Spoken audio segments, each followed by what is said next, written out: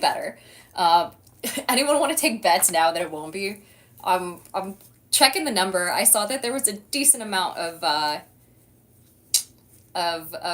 non-viewers of ghosts in the chat, and someone said that it was infinitely loading, so I guess we'll see. But anyway, if you guys are here, say hello, show some sort of sign of life, and I would greatly appreciate it. Regardless, let's see. So, my trip to Australia is going to be here soon. Very soon, actually. Like, stupidly soon. Like, entirely too soon. Hey, Blink says, hey, there you are. Hi, Blink, welcome in. Is it working? Okay, it's working. Solid. I think just starting the stream on low battery just didn't work, or something like that. DBC, who said a second stream has hit on this 9/11? Dude, I saw someone made a post the other day that was like top 5 9/11s of all time. And it just marked off different September 11th dates that random shit happened in history that were unrelated to the Twin Towers. Someone else, what was it? Another friend put out a joke and they were like, yeah, guys, everyone, happy 9/11. This was like their snap streak for the day. They were like, happy 9/11. Don't forget to set out cookies and a cup of jet fuel for George W. tonight or something like that. And I was like, well, specifically, it's got to be those nutty buddies so you can set them straight up. Anyway, Sleep Vibes, hello, and Crayhack says, sir, a second stream. I love that reaction so much. It's my favorite thing to see in TikTok comment sections is someone whispering in George Bush's ear, being like, sir. It's my favorite react. Anyway, my old video uploaded. Great, solid, and we're starting this one with 9/11 jokes. What could possibly go wrong? Either way, let's see. Is it dropping? Are we good? Because this is kind of where it started to drop off last time, and I'm a little concerned. By the way, I'm trying to figure out what new merch I should design. I'm trying to, if you guys have any suggestions, of course, I do still have the backlog of ideas in the merch channel of the Discord, but there is also like a non-zero number of just like generally good little quotes that you guys have kind of picked up on over time and things like that. All good so far, says Max. Oh, amazing, hell yeah. And I don't know, if you guys would like something in particular, someone mentioned a hat, I think it was Cinder, that mentioned a hat that just says, this hat, period. And that would be merch. I'm also trying to like come up with some actual, not really art because I'm not good at art, but coming up with, you know, a basic drawing, something that's just like simple and geometric, or commissioning someone to do some simple geometric designs for me. That, you know, might not be the worst idea. Krypton says, do you have OF? I actually do not. That is a site that I have zero plans to start up on. Nothing against people who do, it's not that. It's just that I have a day job, so I A, don't need to take risks, and B, I just don't want to. I don't need the money, you know? So, afraid not. I do, like, have the site claimed, but that's just so other people don't impersonate me on it. But that's all I got. Let's see. Tyler says you're still there. I am, and also, hi, Jojo. How's it going? Welcome in. Good to see you. Good to see you. But let's see. I didn't have much else to talk. Oh yeah, Australia. The Australia trip is coming up soon. So I'm gonna be gone from. Oh Jesus, it's gonna be a hot fucking second. Also, there's children screaming outside. I'm so sorry if you can hear them. Dude, there were children screaming outside the other day outside my apartment to the point that they genuinely sounded like they were dying. Like that sort of thing where children are sprinting around a parking lot, like screaming their heads off for no reason. They weren't crying or anything. They were just like full pitch, empty lungs, just like screaming. And there's a certain point where I feel like someone kind of has to step in. Like the parent at some point should be like, hey, maybe don't scream like you're dying unless you're actually dying. Because it feels like crying wolf in a sense. Or maybe I'm just desensitized to it from all the kids wandering around that I'm just like, yeah, I've stopped looking out the window when someone is screaming, which is probably not great for society as a whole. But I also feel like maybe it's a parenting thing after a certain point. It's a very small apartment complex. Like, everyone can hear everything from across the parking lot. So I'm kind of surprised that no one stepped in. There also aren't that many kids here. It's Bend, Oregon, you know. Bend doesn't have children. Like, categorically, people don't have kids here because they're too busy enjoying their lives. So it's very much not common, I suppose. So maybe we just let the ones that exist have fun, I suppose. Let's see. Tyler says you should do a dice set with a rose as part of the 20. You're not the first person to tell me that, actually. I think in the recent... God, this might be the second time in 2 days that someone has come up and been like, hey, do you sell your own dice yet? I just wasn't sure that people would buy them. But I would do like either a rose or like my logo on the 20 side. And I was in talks, not in serious talks, but like a couple different companies have come up to me saying that they want to do it. So I might just have to send a couple emails out and be like, hey guys, like I know we talked about this briefly in the past. Do you still want to move forward with it? If so, let me know where to send the files. And then you guys just do your thing, have fun, take whatever you want out of it, and I'll send my audience your way. Which is probably not the best business strategy, I know, but still. A lot of people seem to want dice, so maybe. Let's see. Sleep Vibe says, is PAX Australia a sponsored thing or just completely out of your pocket? So they are paying for basically everything at the con. So my badge, they set me up with meet and greets, and they said that any panel I want to do will get accepted. So I think it was panels, meet and greets, and one other thing that they wanted me to do. I can't remember what. But yeah, no, they were just friendly, and they were like, yeah, like, whatever you need from us, we're gonna make your trip to Australia worth it. But I wasn't really going for PAX so much as I was going to visit friends. So, like, there are friends who I have out there who I've never met in person. Maddie and Kiki, of course, I've met, but we're all heading out there. More like Odin and Lav, the two other team members for Worlds Apart. Toby, our artist for Worlds Apart, and also one of my, D&D group members. A couple of my D&D group members are actually going to be down there. So it's mostly a social trip. They're definitely not paying for my plane tickets or anything. I think they're paying for certain people's, but you have to be like way higher caliber than me to get that sort of treatment because it's a very expensive plane ticket. And to be honest, I'd be surprised if their PR people could even manage that for more than one person. So I don't know. Craig Hack says, oh, my homies are going to do Unplugged. What day should we go? It's busiest on Saturday for sure. So it depends on if you like crowds or not.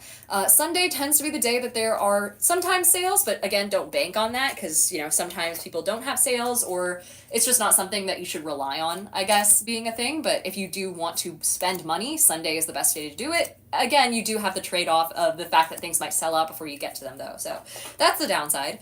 But I like Sundays. I like wandering around on Sundays. I would also say Friday tends to have the most, like, party vibes around the city, if that makes sense. So you see a lot of people going to, like, video game bars on the Friday after PAX, or before PAX and things like that. So that's always fun. Tyler says, did you pull any cool cards or just a lot of bulk? Yeah, I got, what was it? Screaming Nemesis from Duskmorn, which was amazing. I also got, where is it? There's a card in here that's worth like 25 something dollars. I'm going to sleeve it eventually. I just need to, let's see. Here, I have this one, but this is like the fancy art for it. It's Kaido, Bane of Nightmares. I also have the normal art, which is somehow worth more. So that one's pretty cool. I might start doing some cool stuff with Duskmorn, and then DBCU gave me a bunch of here we are. This is actually a really good example. A bunch of Blueborough stuff as well, which is part of the reason I'm going through and sorting everything is because now he did a really good job sorting them primarily before they got to me, and then I fucked them up. Because I was scanning them all and I was doing it in the messiest way possible. So this is me trying to right my wrongs and bring it back to its decent status of being moderately organized. So let's see, people are asking about video game bars. Yeah, so video game bars and arcade bars are very much a thing. If you haven't looked at them, they're the best way to find, to go to a bar and not feel like a nerdy little outcast because everyone in those bars is a nerd, essentially. We have a video game bar here in Bend, but it's mostly like an arcade bar, not a video game bar. They just have old, Mario games and not like typical modern day arcade games, but more like retro ones, right? And there's a board game bar in the town next to me that has themed cocktails, and you can roll a d20 and you get a shot based off of what you roll and things like that. So Max says I'll be sorting alongside you here. Hell yeah. And Crayhack says Barcade Philly, Thirsty Dice, etc. They're fun places. Yeah, so those places absolutely pop off before conventions. I highly recommend that if you're going to a convention and you need something to do by night and you don't have any panels or anything you want to go to, those are a top tier choice. One of the best things that you can do is just check out your local board game bar or video game bar. And a lot of time they'll have discounts and things like that as well for people who are here for the convention. Sometimes if you bring in your badge, then you don't have to pay a cover to get into a certain type of bar that has unlimited free arcade games or whatever, because usually they have to charge for that. And so, or they'll have PAX themed drinks or pop-ups related to some game that's coming out at the same time or being announced at the convention. And then Ash says, but what are their alcohol and games for? Just games? Oh yeah, they're alcohol and games. So there's usually alcohol, usually snacks as well, so you can get little bites. There's this one bar near me that has the best popcorn ever. It's made with I want to say duck fat, but it's got little bits of bacon and like slice it, the thinly shredded Parmesan cheese and stuff like that. It's so good. Um, but yeah, it's amazing. Highly recommend. Hi, Mariak, and let's see. People are talking about video game bars. Uh, but yeah, that would be the good the good thing to do during Unplugged. I don't know a whole lot about Philly in particular. I don't know if there's a whole lot, but people who are local might have better ideas. Max says I have two Magic cards from 1999. I don't know if that's like a long time. When did Magic start being a thing? Because I know that like really old cards, alpha cards and shit like that are worth a lot. Dude, when I went to the Wizards of the Coast office, one of the things that I got to do was as you walk in, the very first thing that's there in front of the check-in station, like the security and all that, is a wall and then plexiglass. And behind the plexiglass or like acrylic glass is just packet after packet of really old Magic releases, like booster packs that are basically memorialized. So they have one from the very first booster set, and then the second booster set, and then the third booster set, all the way up to the most present day one. And so every time that they make a new release, they save one booster pack and they put it in the wall, like a little memorial thing. Oh, DBCU said 93. Oh, gotcha. Damn, that's a wild. Also, Ash says, or does that sound cool? Oh, that does sound cool. I'm not big on drinking, but if I was going to go to a nerd bar, it'd be awesome. I think nerd bars also have a pretty decently high proportion of people who don't drink, so I've always found like they have a really solid non-alcoholic cocktail menu. There's one in Burbank that I went to for a Crit Awards event, actually, that had, I want to say like 2 or 3 different mocktail options. And then, of course, you can just get anything as a mocktail, usually. Or you can come up with little drinks or ask the bartender if they can make it as a mocktail, and they'll usually just use juice instead. So, Tyler says, do you regret getting into Magic so late? I regret getting serious about it so late. But I also had no onus to do so when I was a kid. There was no chance for me to do it earlier because I wasn't allowed to collect like board games, video games, tabletop games, anything like that. It was against my dad's fucking policy for me as a kid. He didn't want me spending money on things, he said. And so I just wasn't allowed to do anything like that. So I didn't really have anyone to teach me any of the ropes. I didn't have anyone to play against. I still to this day don't have many people to play against, but what I did do though was I got really interested in the art. And as a kid, I had a neighbor who played Magic the Gathering. And so I went up to him and I was like, hey, I'm kind of curious about this game. Like, do you have any cards that I can have? And he's like, yeah, absolutely. And I was like, just ones that you're not, going to use. And he set aside these massive white boxes. You know the ones, the really long ones. And he gave me like 5 of those, jam-packed with cards. And I don't think he went through them beforehand, or maybe he had a separate binder or something, but he was like, yeah, just pick whatever you want out of here. And so I picked out a bunch of cards that I thought were cool, just based on the art and based on the vibe. And I picked a lot of foresty ones because I thought that was cool, a lot of green cards. And then I handed it back to him and he's like, you didn't choose any of the good ones. Because I didn't know the rarity or anything like that at the time. I just liked them. And so I started like looking at them and sorting through them just in my own way without actually playing. And after a while, when I was in high school, I was about to move out to college. I hadn't played it or even cracked them open in a while. They were sitting in the back of my closet. And so I ended up selling every single one in a giant box just for like $12 for the entire box. And my fucking God, do I regret that now? But again, it's one of those things where I just didn't have I didn't know. And you can't regret not knowing something, SMR says, you mentioned YouTube last night on stream, so I want to check it out. So awesome. Stuff fried in duck fat sounds so good. Yeah. Oh man, popcorn and like duck fat instead of butter, I think was what it was. They call it like puppy chow, I think it is. And it is so good. I don't know if they have it anymore. I think they got rid of it because they moved to a new location and they have food carts serving food now. And I think there's like a bar, I don't know what it is like in your guys' states, but I think at least in Oregon, if you're going to sell alcohol, you have to also sell food. You can't not have like a kitchen open at the same time. I think it's just kind of one of those safety things to make sure that people don't drink too much without eating anything. And so I think since they have food carts, they might have closed down their actual kitchen. I might be wrong though. I can't quite remember. I need to swing by there again though. That place is amazing. Let's see. Siler says, what's your favorite drink creation? Oh my God. So there's a bar here that has a drink called the Rosebud. And I know it's really fucking on brand, but I swear it's actually just a really good drink too. It's I want to say a vodka base. It's vodka cava, so like sparkling wine, muddled strawberries, and like I want to say a couple ice cubes, and then they put rose petals, like dried rose petals on top. And it is so fucking tasty. Oh, it's so good. Also, Vito says, are you Commander player or Standard? Right now I'm playing Commander. I do want to build some Standard decks, but I don't have enough lands for it, I don't think, because I kept opening what are they called? Like the booster packs that don't have a lot of lands. They're not draft boosters or anything, so I'm very land starved. I might just go to my friendly local game store and beg for lands, or head to a Magic Night or something like that at some point, and just kind of one of the beginner ones because I need to fine tune my precon a little bit. I have a Lathril precon that is pretty cute, and I fucked with it, and then it stopped working for me because I think I took out one too many lands and things like that. So I need to play test a little more. But hey, Solo, how's it going? And DVC's best cards are always the ones you like. Yeah, that's what I thought. I also really want to make like a spirit deck or a zombies deck. Zombies deck is probably number one on my list of cards to, or like commander decks to build because I don't have any commanders for it yet. But I just think it's fun that you can just like pull up shit from your graveyard and basically become a nonstop nuisance for people. That and like a zombie deck in combination with an angel deck or a vampire deck in combination with an angel deck would be amazing. So that's where I'm at. It's just like ideating and trying to figure out what kinds of booster boxes I should pick up next in order to move towards that goal.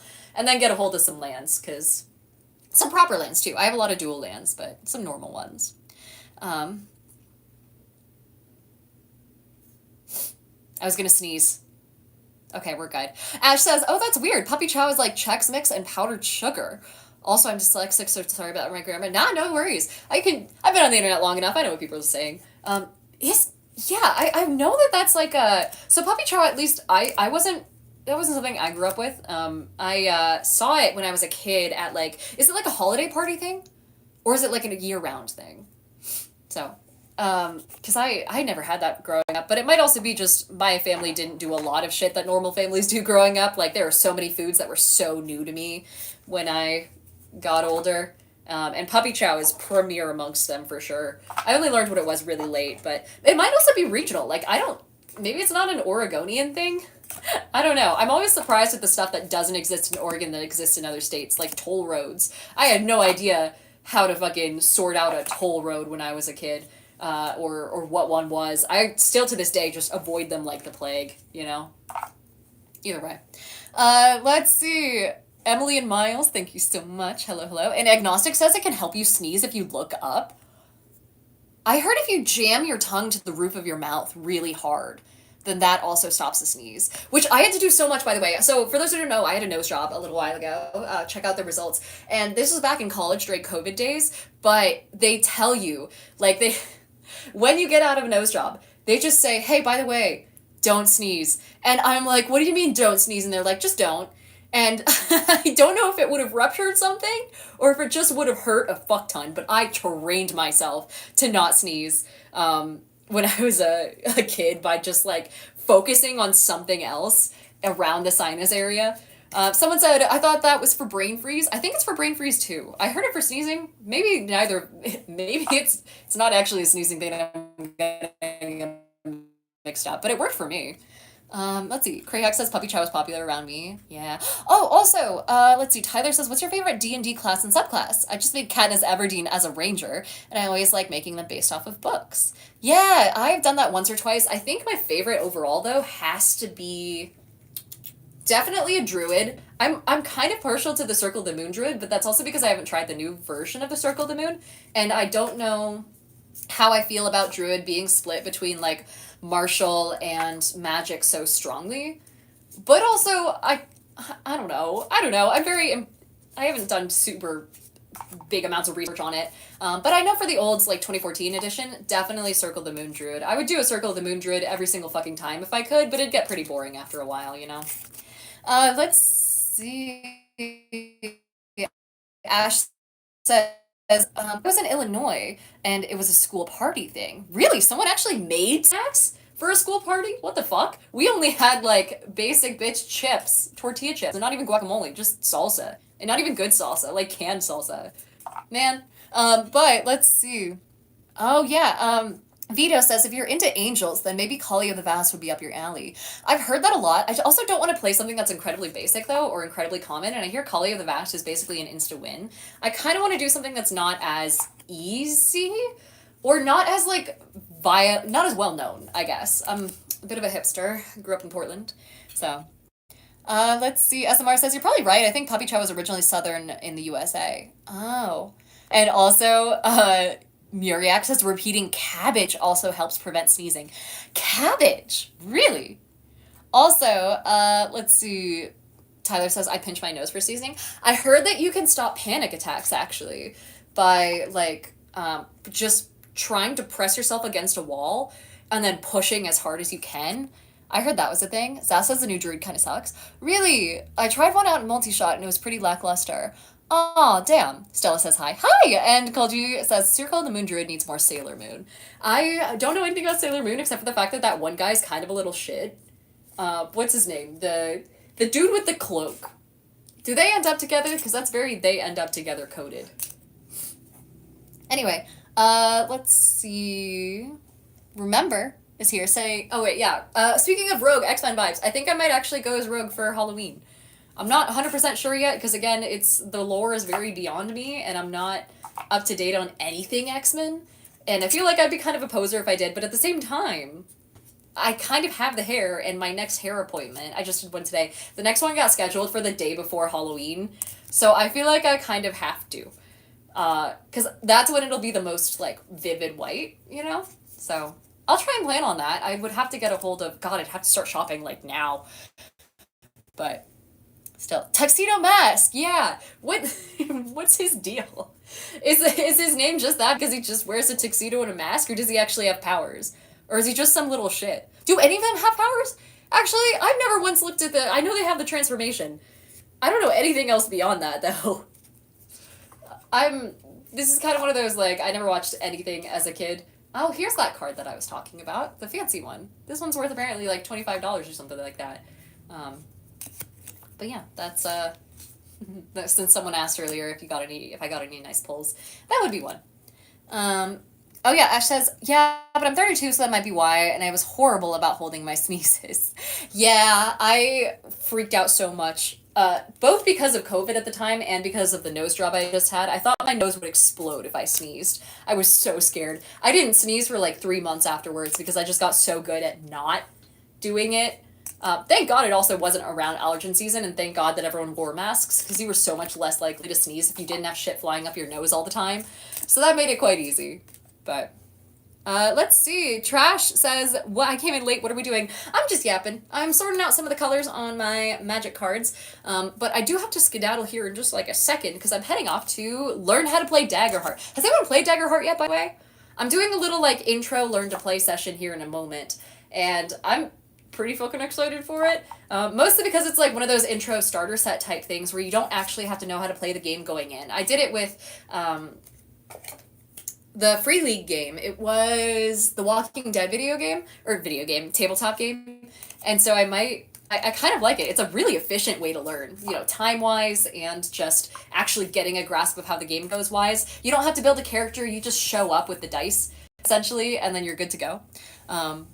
Oh yeah, and then Tyler says, do you use Spell Table at all? We use that to play all over. Spell Table. Is that the one where you can set up a camera and then put it pointing down at your table, and then you can play, and then it does everything, like, kind of on a Discord call, but you each can show off your playmat? Is that what you're talking about? Because someone was telling me about that. Also, Miriak says, have fun with it. I haven't explored Daggerheart yet. I'll let you guys know. I'll report back. Man, this sun is... Also, Krayak says, I got mildly taught Daggerheart by a friend, but I'm in Draw Steel recently. Yeah, Draw Steel, I hear, is really amazing. Andy from Margot Mods Games has also been, like, creating a supplement for Draw Steel that should be really fun. And that's the one that Matt Colville does, right? Oh my god, hi, Vito! Oh, thank you for the $20 tip! Holy shit, I think you're the first person to use that capability. Oh my god. Saying, what would you say is your favorite module for D&D? I played Daggerheart. It's awesome. Also, thanks for making me smile. Oh my god, thanks for making me smile. Holy shit, that's gonna go straight to, like, more card storage, essentially, so you're watching it happen live. I think... my favorite ever module. Are we talking about, like, officially published? Because if we're talking officially published, it has to be Curse of Strahd. Mostly because, and I did a video about this, the villain, Strahd, is just so fucking good. And the way that the game is so encapsulated in Barovia, where your players don't have to worry about going off and accidentally walking too far outside the world border and making your DM panic, I like it. I think it's very contained, and also the boss, Strahd himself is such an interesting character. He's relatable. He's a prisoner in and of himself. He's also like kind of a victim, but kind of not, which doesn't excuse anything. And yeah, I don't know. It's a lot of like there we go. It's just a really well executed game. Also, there's a lot of lore because it's been around for so long. Usually in earlier editions of D&D is when it first became a thing, and then people ported it into 5e. So that's my favorite like official 5e module for sure. I think as far as like other modules and stuff go, I really am enjoying playing as a player in Chains of Asmodeus, which is available over on Jams Guild. And then what else? What else? Oh man. I'm looking over at my bookshelf full of modules here. In theory, anything to do with Mana Project Studio is amazing.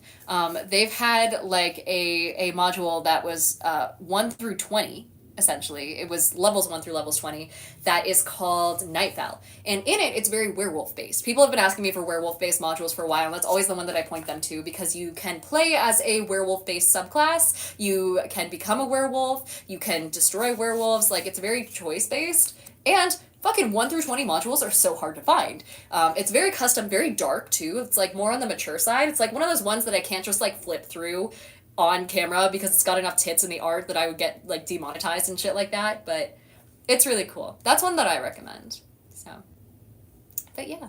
Anyway, I should skedaddle. I have to get off to my Dire Heart game about a minute ago. So thank you guys so much for hanging out. This has been so much fun. It's nice having something to do with my hands while I talk to y'all and like answer your guys' questions. Thank you so much to everyone who hung out, and for Vito for the amazing donation. I will be using that for more nerd shit, essentially. So I appreciate your support, all of your guys' support. And I will be back tomorrow over on Twitch for a special charity stream for Child's Play. So I'll announce that later on the Discord. I'm so sorry in advance if you're on Twitch and you're going to lose your streaks because of it. I'm so sorry. But I'll have it slightly earlier in the day so more people can watch as well.